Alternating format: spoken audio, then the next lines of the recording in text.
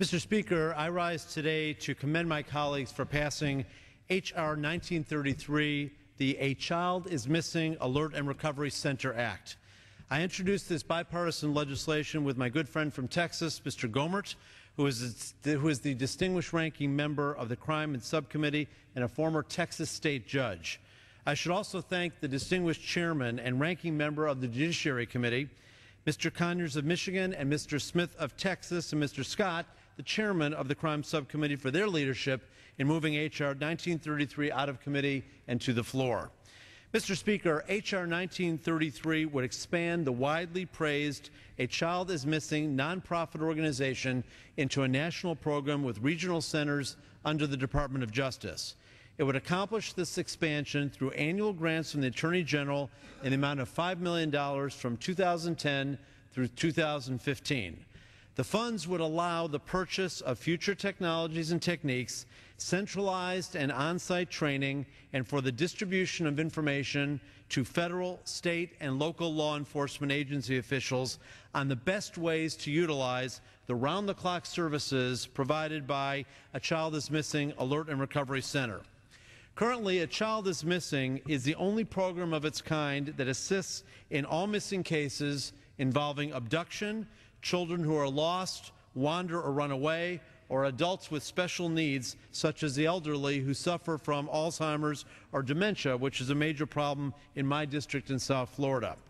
When a person is reported missing to law enforcement, A Child is Missing utilizes the latest technology to place 1,000 emergency telephone calls every 60 seconds to residents and businesses in the area where the person is last seen.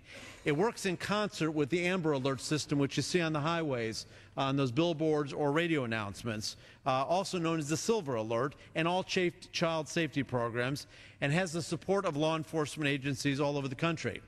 A Child is Missing also fills a critical gap in time in the most dangerous cases. Although the Amber Alert has been an extremely successful program, there is still a crucial void in time when a child is first reported missing and when an Amber Alert is activated in cases of criminal abduction, which can be issued sometimes 3 to 5 hours later.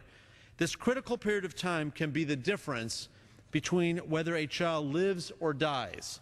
Recently, a Washington State Attorney General's Office study showed that among cases involving children abducted and murdered, 74% were slain in the first 3 hours. So those first hours, those first minutes are critical.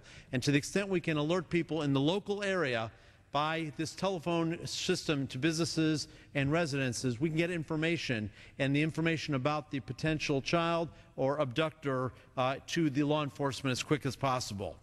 Adding to the problem is the resource and manpower limitations facing many local law enforcement agencies. Roughly half of these offices in the United States have 25 or fewer officers, and an average 12-hour search for a child can cost up to $400,000 in law enforcement expenses. That's a great fiscal burden during these difficult times of shrinking budgets. A Child is Missing helps to fill this critical gap, as well as to complement the Amber Alert during its ongoing search. We have heard this over and over again from law enforcement agencies that have received this. The real issue is not that not enough communities have access to the program. The founder of the president and president of A Child is Missing in Florida, Sherry Friedlander, who has done a remarkable job spreading the program to all 50 states, says that we're going to bring this program to every community, but we need there to be the leverage and logistics and some minor amount of resources that can help make it do so. And that's exactly what H.R. 1933 does. It has broad bipartisan support in Congress. I count on sponsors from all over the United States. On the Senate side, companion legislation was introduced by Senator Menendez and Senator Hatch, the distinguished former chairman of the Senate Judiciary Committee. Because we are so proud of this great effort, we understand that children are not Democrats or Republicans. They're Americans, and they are our children and our responsibility, and their protection requires all of us to work together to do what's best for their continued safety. So as a result of all this, I appreciate the support we've got, and I urge our colleagues to support H.R. 1933 and yield back the balance of my time. Thank you, Mr. Speaker.